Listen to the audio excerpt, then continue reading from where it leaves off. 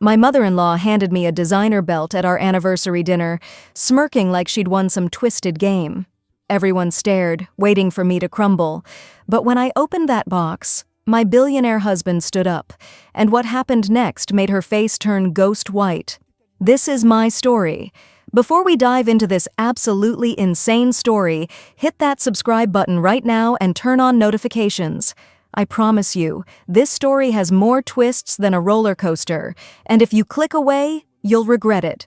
Seriously, what happens in the next 30 minutes will leave you speechless. Now let me take you back to where my nightmare began. My name is Nora, and if you had told me 3 years ago that I would be standing in a mansion wearing a burgundy dress worth more than my childhood home, I would have laughed in your face. But life has a funny way of throwing curveballs, doesn't it? Sometimes those curveballs come with private jets and designer clothes, and sometimes they come with a mother-in-law who makes the devil look like a saint. Let me take you back to the beginning. I grew up in a tiny apartment on the wrong side of town. My mom worked 3 jobs just to keep the lights on and food on our table. I remember nights when she would come home so exhausted that she'd fall asleep still wearing her work uniform. She cleaned offices, waited tables, and did whatever it took to give me a chance at something better. When I was 19, she passed away from a heart attack. The doctors said it was stress and exhaustion. I said it was a broken system that works people to death. After she died, I was alone, completely alone. I put myself through community college and eventually landed a job as an assistant curator at a small museum downtown.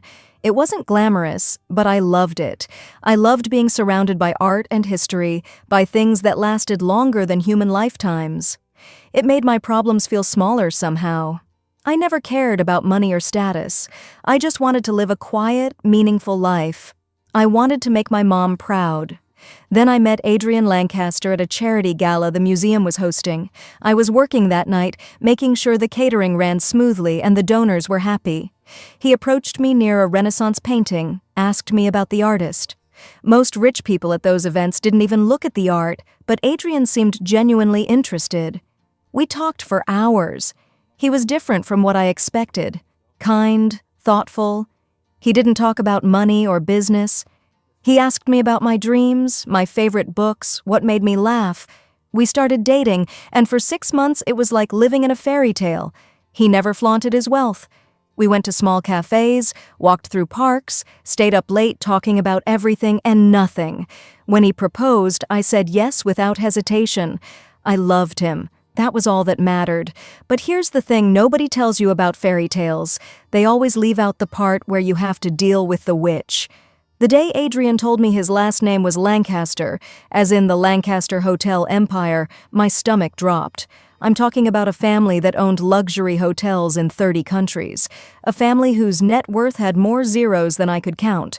And suddenly, I understood why Adrian had been so careful about keeping that world separate from ours. My mother is complicated, he told me one evening, his jaw tight with tension. She's never approved of anyone I've dated. But Nora, I need you to understand something. She's going to try to break us. She's going to test you in ways that will make you want to run. But I'm asking you to trust me. Can you do that? I looked into his eyes and saw something that scared me. Not doubt about his feelings for me, but genuine fear about what his mother was capable of. How bad could it be? I asked, trying to sound braver than I felt. His expression darkened. Worse than you can imagine. We got married quickly. A small ceremony with just a few friends. Margaret, my new mother-in-law, refused to attend. Instead, she sent a message through Adrian's father. Tell your son he'll regret this. Not congratulations. Not best wishes. A threat. That should have been my first clue to run. The first time I met Margaret Lancaster face-to-face was at a family dinner 2 weeks after the wedding. The Lancaster estate was enormous, the kind of place you see in magazines but never imagine actually existing. Crystal chandeliers, marble floors, paintings that probably belonged in museums. I wore my nicest dress, a simple cream-colored one that Adrian had said looked beautiful on me. Margaret opened the door herself. She was tall, elegant, with perfectly styled gray hair and cold blue eyes that scanned me from head to toe like I was something unpleasant she'd stepped in. "So you're the girl," she said, not "welcome to the family" or "nice to meet you," just "the girl." Dinner was a nightmare. Margaret served everyone at the table except me. When I politely asked if I had missed something, she smiled sweetly and said, "Oh, I thought you'd prefer eating in the kitchen with the staff." "Isn't that what you're used to?" Adrian's face went red with anger, but before he could speak, Margaret had already moved on, asking his father about some business matter. Halfway through the meal, Margaret reached across the table for the wine bottle and somehow, miraculously, knocked her entire glass of red wine directly onto my dress. "Oh my goodness," she gasped, her hand flying to her mouth. "I'm so clumsy." "That dress is ruined." "Well, it wasn't expensive anyway, was it?" I sat there with wine soaking through to my skin, humiliation burning my cheeks, while she dabbed at the tablecloth and apologized to everyone except me. But that was just the beginning. Margaret had a gift for cruelty that was almost artistic in its precision. She knew exactly how to cut without leaving visible scars. At every family gathering, she would introduce me to guests as Adrian's current situation, with a little laugh that made it clear she expected me to be temporary. She kept photos of Adrian's ex-girlfriend, Sophia Monroe, displayed prominently throughout the house. Sophia came from old money, the kind of family that summered in the Hamptons and wintered in Aspen. "Sophia was such a lovely girl," Margaret would say loudly whenever I was in earshot. "So refined, so educated. She went to Yale, you know." "Where did you go to school again, Nora?" "Oh, that's right, community college." She said community college the way most people say sewage treatment plant. The worst part was watching it affect the rest of the family. Adrian's sister, Caroline, started avoiding me at gatherings. She'd believed Margaret's poison about me being a gold digger who had trapped her brother. Adrian's father, George, was a heavy drinker who mostly stayed silent during these encounters, but once, just once, he pulled me aside at a Christmas party and whispered, "Get out while you still can, girl. This family destroys everything good that comes near it." His breath smelled like whiskey and regret. Adrian tried to defend me, but Margaret was clever. Whenever he confronted her, she would immediately play the victim. "I'm just trying to help her fit in," she'd say with tears in her eyes. "I know she doesn't come from our world, and I want to guide her." "Why are you being so cruel to me? I'm your mother." And somehow, Adrian would end up comforting her while I stood there feeling like the villain. Then things started getting genuinely scary. My clothes began disappearing from the house. At first I thought I was just being forgetful, but then entire outfits vanished. Family photo albums that included pictures of me would be found with my face scratched out. I started receiving anonymous letters at the house. They were typed, untraceable, and they all said the same thing in different ways. "You don't belong here. Leave before it's too late. You'll never be one of them." I tried to tell Adrian, but Margaret had gotten to him first. She had started suggesting to him privately that I wasn't mentally stable. "I'm worried about her," I overheard her tell him one day. "She seems paranoid, anxious. Maybe the pressure of this lifestyle is too much for her. Perhaps she needs professional help." She said it with such concern, such motherly worry, that even I almost believed her. Adrian started looking at me differently, not with suspicion exactly, but with concern, with doubt. He would ask me gently if I was feeling okay, if I wanted to talk to someone. And I realized with growing horror that Margaret's plan was working. She was gaslighting me, isolating me, making everyone think I was unstable. I felt like I was losing my mind. But the real twist came when Sophia entered the picture again. Margaret started inviting her to family-only dinners. Sophia would show up looking perfect, greeting me with fake sweetness while touching Adrian's arm just a little too familiarly. "It's so good to see you again," she'd say to him, her voice dripping with shared history. One day, I found an old phone of Adrian's that Margaret had conveniently left sitting on a table where I'd find it. When I opened it, there were text messages between Adrian and Sophia from a few months earlier. They seemed romantic, intimate. "I miss you," one from Sophia read. "Things were so much simpler with us." I confronted Adrian with shaking hands and tears streaming down my face. He looked genuinely shocked. Nora, she was texting me, but I barely responded. I didn't want to upset you by telling you she was reaching out, so I just ignored her. I should have told you. I'm sorry. I wanted to believe him. I did believe him. But the seed of doubt had been planted, and Margaret knew it. I saw her watching us argue from the hallway, a small, satisfied smile on her lips. What I didn't know was that Margaret and Sophia had been meeting for lunch every week. They had been planning something together, something that would destroy me completely. I would find that out later, in the most devastating way possible. A week before our 3rd anniversary, something strange happened. Margaret's entire demeanor toward me changed overnight. She called me on the phone, her voice warm and apologetic. "Nora, darling, I've been absolutely horrible to you. I see that now. I was jealous, protective of my son, but I was wrong. You make Adrian happy, and that's what matters. Please, let me make it up to you. Let me host your anniversary party. I want to do this for you both." Adrian was suspicious. I could see it in his eyes, but I wanted so badly to believe that people could change, that maybe Margaret had finally seen the light. "Maybe she means it," I told him. "Maybe she's finally accepting me." "I don't trust her," he said flatly. "Something feels wrong." But I convinced him to give her a chance. God, I was so stupid. Margaret took me shopping, bought me the burgundy dress I wore to the party. We had coffee together, and she told me stories about Adrian as a child. She seemed so genuine, so motherly, that I actually felt myself relaxing around her. "I have a special surprise for you at the dinner," she told me with a warm smile. "Something that will show everyone how much you mean to this family." The night before the party, I received one final anonymous letter. This one was different. It said, "Tomorrow, everyone will see who you really are." I didn't sleep that night. Something in my gut screamed that this was a trap. Caroline, Adrian's sister, pulled me aside that morning. "Nora, I don't trust her.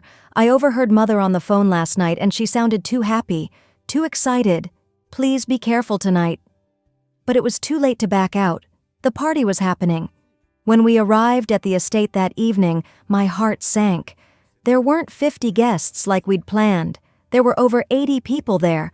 Every important family in the city, every business partner, every society columnist. The kind of crowd where your reputation could be made or destroyed in a single evening. Margaret greeted me at the door with a warm hug that felt like a snake coiling around its prey. "You look beautiful, darling," she said, loud enough for everyone nearby to hear. Sophia was there too, wearing a stunning silver gown, looking like she belonged in a way I never would. Adrian was tense beside me. He kept checking his phone, his jaw clenched. George was already drinking heavily, avoiding eye contact with everyone. The whole evening felt like standing on the edge of a cliff, waiting to fall. Dinner was served. Everything seemed perfect. Too perfect. Margaret stood up to give a toast, and the room fell silent. "Thank you all for coming to celebrate my son Adrian and his wife Nora's anniversary," she began, her voice warm and gracious. "Marriage is such a beautiful institution. It requires trust, compatibility, and a proper foundation." She paused, and I felt the temperature in the room drop. "Some people are naturally suited for this life. They're born understanding the responsibilities, the standards, the expectations. Others," she looked directly at me, "require more guidance." She gestured to a server who brought out a large gift box wrapped in expensive paper. "Nora, dear, I got you something special. Something to help you hold things together." My hands shook as I opened the box. Inside was a designer belt, Hermes, probably worth thousands of dollars. There was a card attached. Margaret insisted I read it aloud. "For holding up what's falling apart." The room went completely silent. Then nervous laughter rippled through some of the guests. I felt my face burning with humiliation, but Margaret wasn't done, not even close. "And since we're being honest tonight," she continued, her voice taking on a sharp edge, "I think everyone deserves to know the truth about who they're associating with." A projector screen lowered behind her. My stomach turned to ice. Photos appeared on the screen.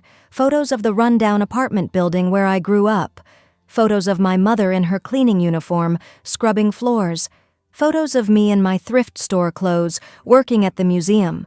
Margaret had hired someone to dig up every detail of my past and was now displaying it like evidence in a trial.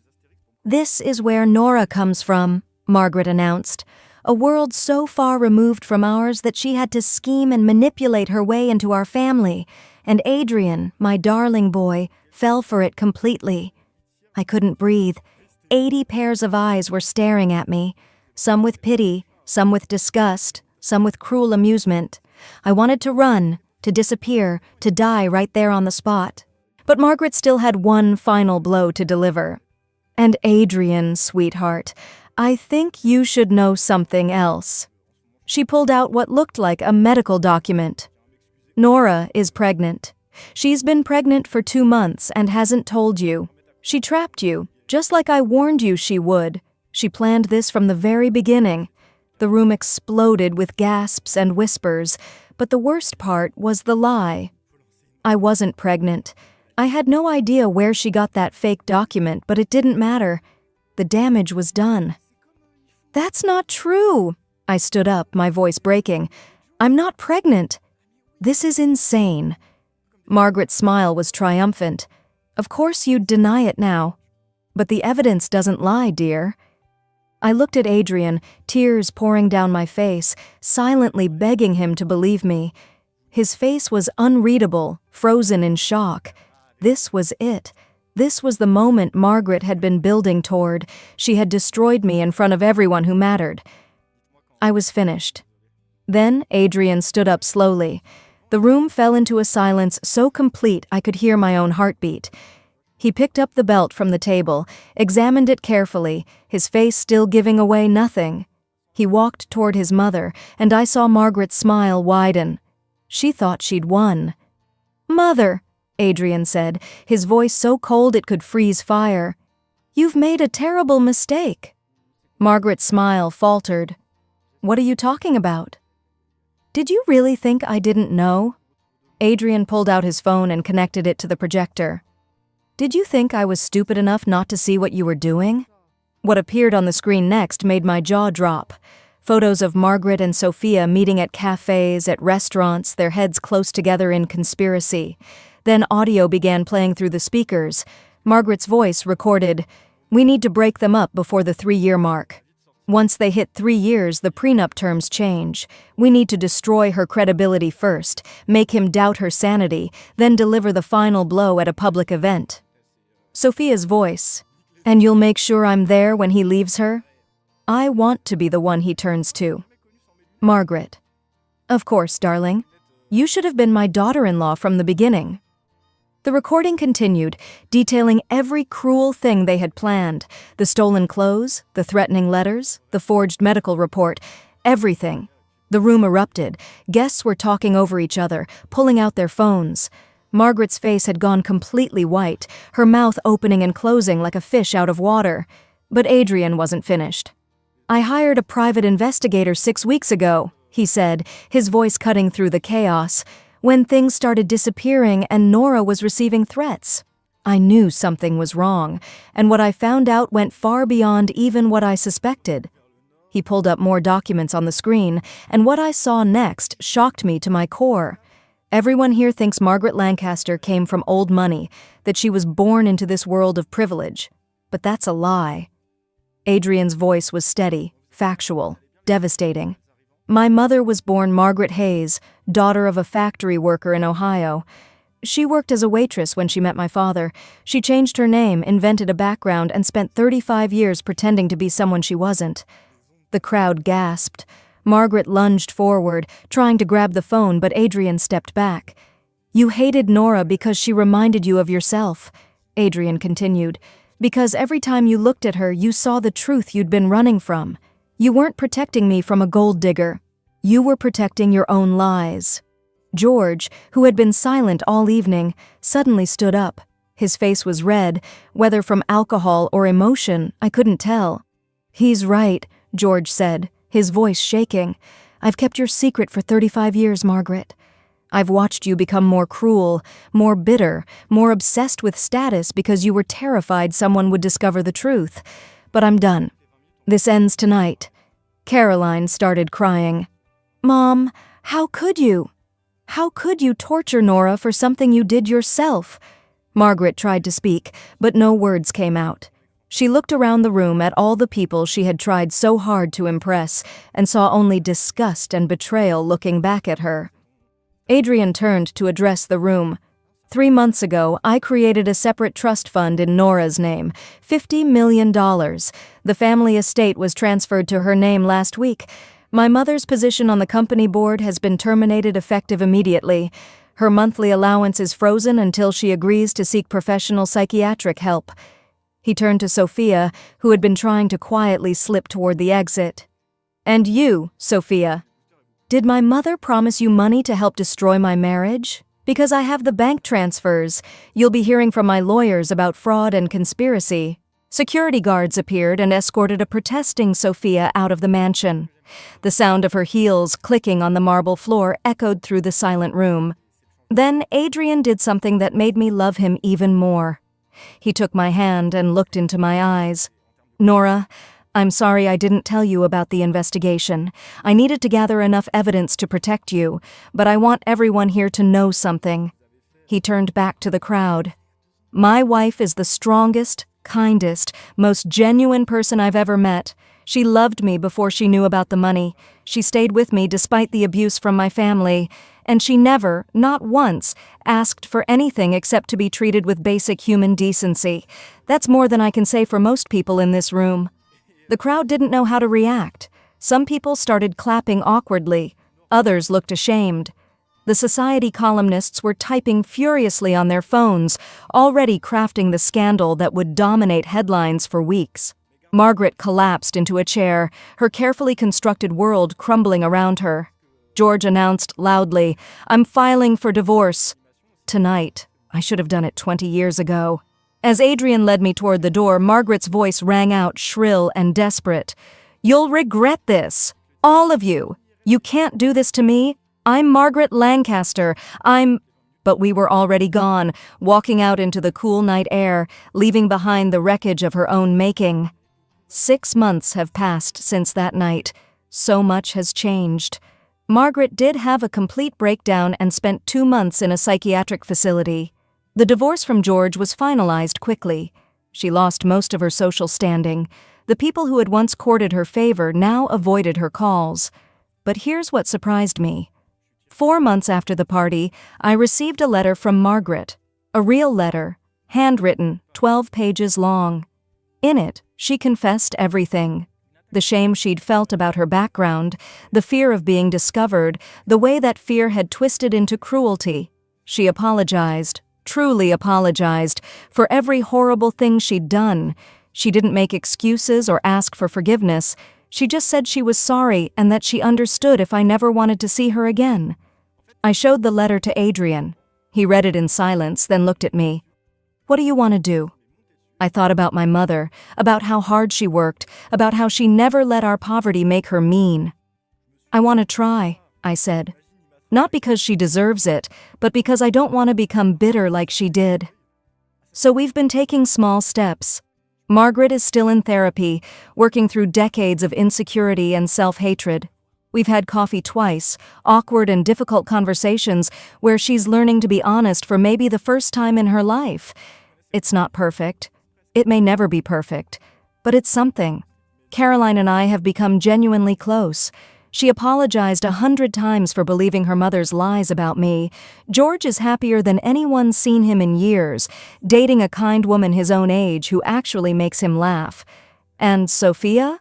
She fled the city after the fraud charges, though I heard she's working at her father's company now, thoroughly humbled. As for Adrian and me, we renewed our vows in a small ceremony with just the people who really matter. And yes, I'm actually pregnant now. For real this time. We're having a daughter. Margaret asked if she could meet the baby when she arrives. We're still deciding, but I think maybe yes. Because my daughter is going to grow up knowing that people can change, that forgiveness is possible, and that your worth has nothing to do with where you came from. That belt Margaret gave me? I donated it to a charity auction. It sold for $8,000, and the money went to a foundation I started called Second Chances. We help women from modest backgrounds who are entering wealthy families through marriage. We provide legal support, counseling, and a community of people who understand what they're going through, because nobody should have to face what I faced alone.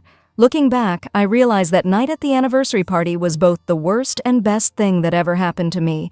It was the night I almost lost everything, but it was also the night I discovered just how strong I really am. Margaret tried to break me because she thought I was weak, that I didn't belong.